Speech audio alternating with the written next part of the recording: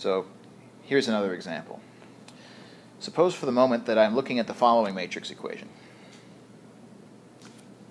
Say here's my matrix. 1, negative 1, 2, 1, 3, 2. So now I have a matrix that has a different number of rows than it has columns.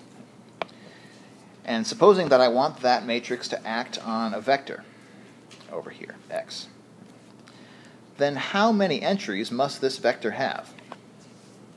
3 entries because there's 3 columns. So if I'm setting up a system of equations with this matrix, the vector on which that matrix acts has got to have 3 entries in it. So this is going to be a system of equations with 3 variables. Again, every variable corresponds to a column in our coefficient matrix. But then when I actually compute this product, I'm going to be taking a linear combination of the columns of this matrix. So my B that I get over here is going to be some linear combination. I'm going to write this down here. A linear combination of the columns of A. And the columns of A are respectively 1, negative 1, 2, 1, and 3, 2. And so, having this written up here, my question is, how many entries does B have in it? How big of a vector is B?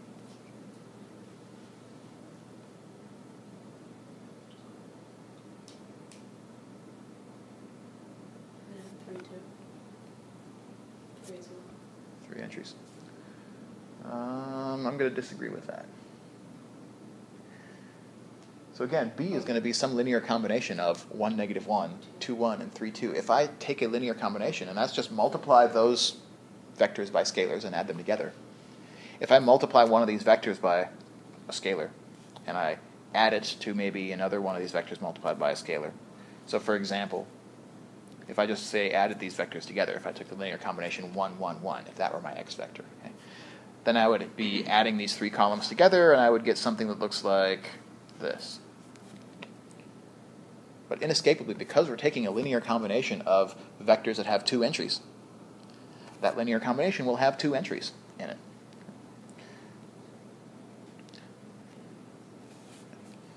Maybe let's set it up so that our system has a concrete right-hand side here. Let's say 4, 5. So there's my right-hand side vector, and it's going to have only 2 entries in it. So for a moment, I just want to point out a difference between this example and the examples we looked at before.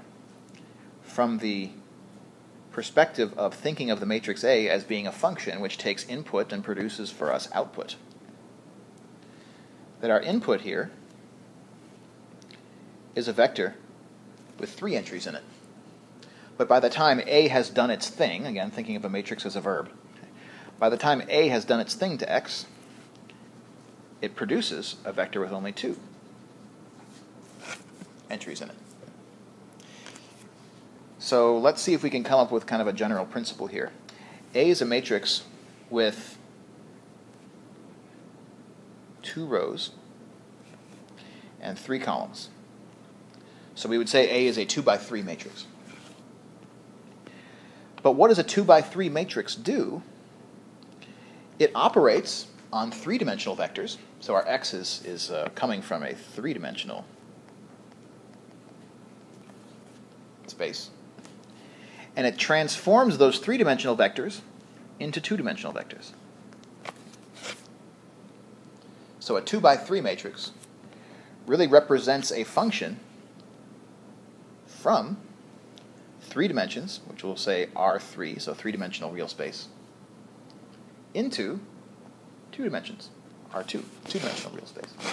So a 2 by 3 matrix operates on 3-dimensional vectors and turns them into 2-dimensional vectors.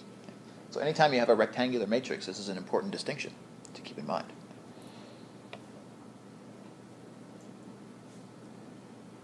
So with all of that on the table, a solution to this system of equations is going to be a value for x, y, and z. In other words, a purple vector x, which lives in a 3-dimensional space. So it has 3 coordinates we can determine. How shall we solve this? Now that we have this system of equations to solve, what tool do we have to solve it?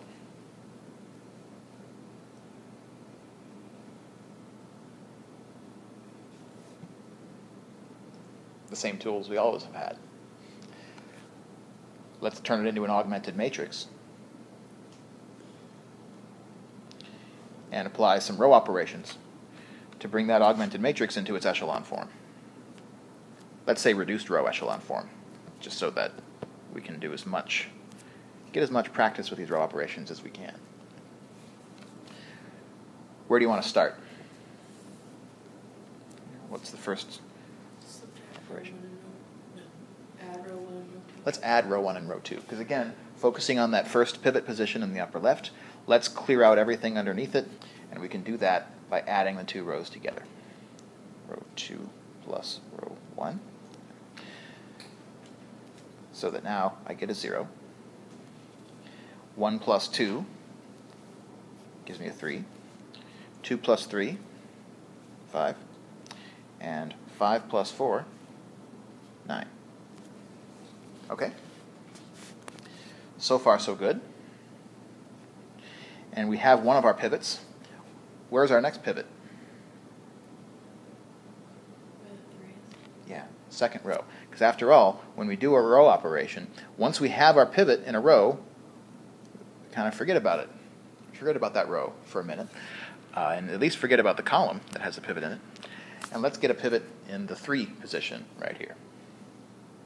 Well, if we want reduced row echelon form, then we really want that pivot to be not 3, but 1. So let's multiply the second row by 1/3 to make that happen. So that turns that entry into a 1. 5 becomes 5/3. And 9, luckily, is a multiple of 3, so that's an integer, 3. And now we're in what we called row echelon form, where we've identified all of our pivots, but there's still some stuff that's above the diagonal of this matrix. In other words, there is still a pivot that is not by itself in its column. So to get reduced row echelon form, let's also clear out the 2 that's above our final pivot. How shall we do that? Subtract. So you want 0? Subtract, say again? I was going to say subtract row 1 from row 2, but you don't want to do that because you want it to be 0. Right. We want to, when I say clear out, I really want to make this into a 0 here. So row 1 and row 2 have to be combined, but if I want to kill off the 2 that's highlighted here, I should multiply the second row by 2 and then subtract. And the good part about doing this now is that it's not going to change our first pivot because we have a 0 underneath it, so that doesn't change. 2 minus 2 times 1 is going to make this the 0 that we were looking for. 3 minus 2 times 5/3, that's 3 minus 10/3, 9/3 minus 10/3, negative 1/3. And then 4 minus 2 times 3, that's 4 minus 6, negative 2. And now our matrix is in reduced row echelon form. So now we should be able to write out our solution set to this set of equations just by transforming them back into x equals and y equals and z equals. What is the first equation telling us? -2 plus 1/3 z.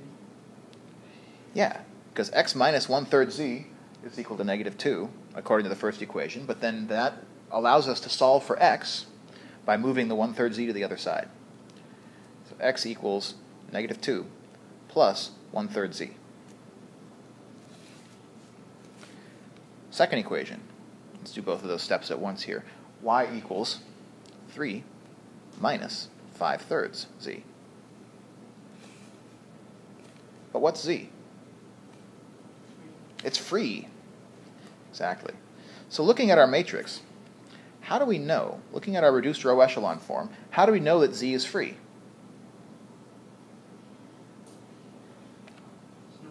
There's no pivot in the z column. Right? No pivot. And so the variable that corresponds to that column is a free variable. Meanwhile, those columns that had pivots in them, those variables are bound. And they're bound because we have expressions for them in terms of z. And so the last change in philosophy for today is that we have the solution written down here on the left. But if as long as we're thinking about our system of equations as being matrices and vectors, let's rewrite this solution in terms of vectors. So this is, I think, the new skill in 1.5, is to rewrite the solution set in what is called parametric vector form. And all that requires us to do is to, again, go back to these solution equations and repackage them by looking at them in columns instead of in rows, looking at them vertically instead of horizontally. And all we'll have to do is to take this sentence where we write z is free and just turn it into an equation of its own. If z is free, then what shall we say z is equal to? Anything we want to. So let's say, I don't know, t. So we introduce this t, and we call it a parameter. Maybe more to the point, we could call it a free parameter, because it's something that we can choose whatever value we like for it. And as soon as we choose that value, t, then that value tells us what z is, and then z in turn determines the value of x and the value of y. So now we can actually go back up north in our solutions and write, instead of x equals negative 2 plus 1/3 z, we can write x equals negative 2 plus 1/3 t. Because after all, z and t have been declared to be the same thing. And likewise in the y equation.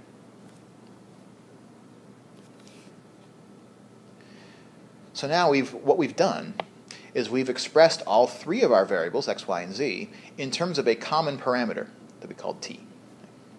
And now we're set up in a way that we can look in columns and repackage these three seemingly separate equations into a single vector equation. In other words, I want to package x, y, and z into a single vector. But then that's going to require me to package this whole right-hand side into a single vector. But actually, instead of making it a single vector, in parametric vector form, often what we'll do is split that right-hand side. Instead of in one vector, we'll make it into two vectors. One vector that contains the constants in it, so the negative 2 and the 3, and since there's a secret constant down here in the third equation, what really belongs there? 0. Because our third equation didn't have a constant in it, so we'll put in a 0 there to hold the place.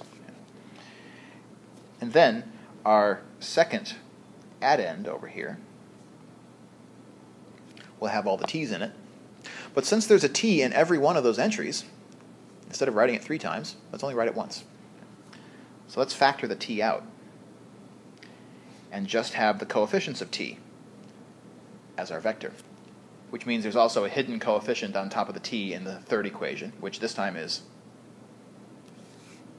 1 times t.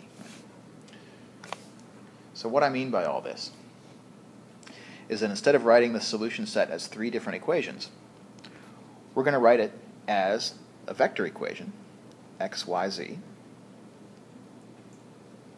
equals, and I'll write in my constants, negative 2, 3, 0,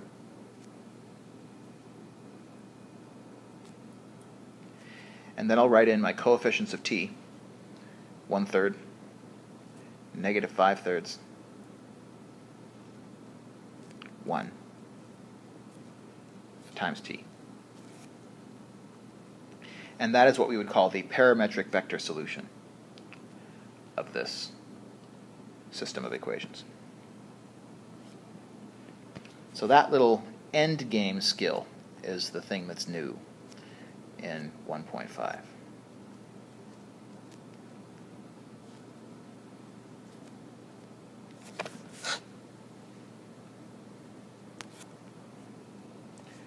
The questions on the process. So the 2 observations I want to make are this. First of all, how could we have known, or could we have known,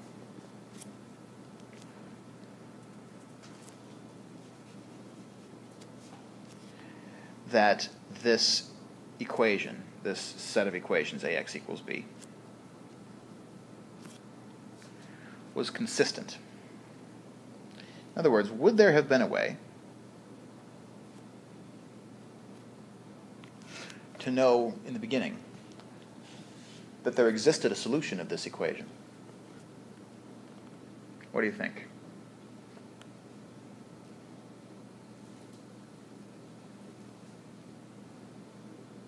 If we didn't care what the solution was, if we only cared that there was a solution, could we have known? Is there three variables and 3 columns? So there are 3 columns that we're taking a linear combination of. And each of those columns is a vector in 2 dimensions. So, but we only have 2 equations.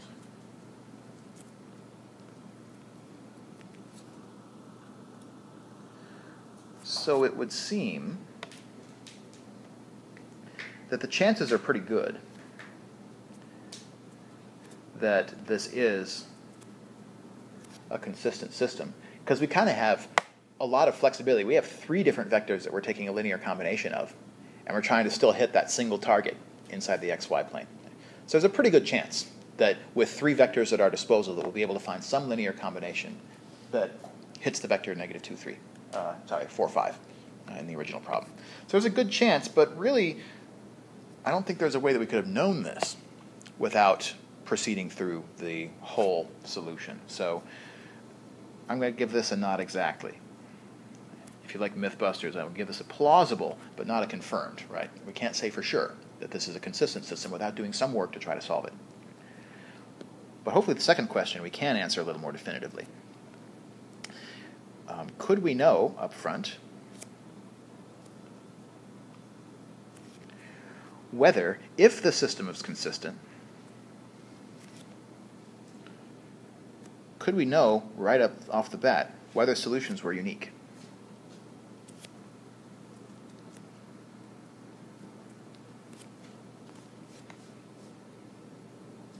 So what can you tell me about the uniqueness of the solution to this system of equations? First of all, looking at the answer, looking at our parametric vector form, what does that tell you about whether these solutions are unique? How many solutions are there here? Infinitely many, because why? Because of the t. Exactly. Because I can pick any value I want to for this parameter t, and every different value I choose is going to give me a different vector that solves my equation. So because of that t, we know we don't have a unique solution. Not unique, because we get a choice. Any t we like will give us a different vector that solves ax equals b. So that's the transitional observation here. Observe. The choice of t makes the solution not unique. Okay. Could we have known from the beginning then that our t would show up? That we would have a t in our answer? Yes. I'm going to go with the yes on this one. But Catherine, do you have a reason for that? Well, it's because since it's not like a 2 by 2 or a 3 by 3, you're always going to have a free value. Or a z that will be free or whatever, because you'll never have an exact pivot. Aha. So you're saying we're always going to have a free variable for this system. It's not a perfect square matrix. Because it's not a perfect square. So I want to think about this a little bit more carefully. I completely agree with you. And it's a great observation. So let's go back into our matrix and think about where free variables come from. What did our free variable, z, correspond to once we did our row reduction? Our free variable came from a column that had no pivot in it. Could I have known from the beginning that there would be a column without a pivot in it? Or how could I have known from the beginning that there would be a column with no pivot? How many pivots could this matrix have? Even before we do the row reduction, how many pivots can this matrix have? Only 2. How come? How come this matrix can't have 3 pivots? Because there's only 2 rows. Exactly. And we can only have at most 1 pivot per row and 1 pivot per column. So if we only have 2 rows, the maximum number of pivots is 2. It could be even worse. There could be only 1. There could be 0, but only if the matrix were made up entirely of zeros. But the max number of pivots for this matrix is 2. And therefore, there will always be, there is, at least 1 column with no pivot. So this is a question we can answer in the affirmative for this matrix. That we can know that there will always be, when there is a solution to this system, that solution will always not be unique. Because we have too many variables. Or conversely, we could think of it as we have not enough equations to give us a unique solution. Because we can't possibly have a pivot in every column, so we can't possibly bind the value of every variable. There will always be something free, because we have more columns than we have rows.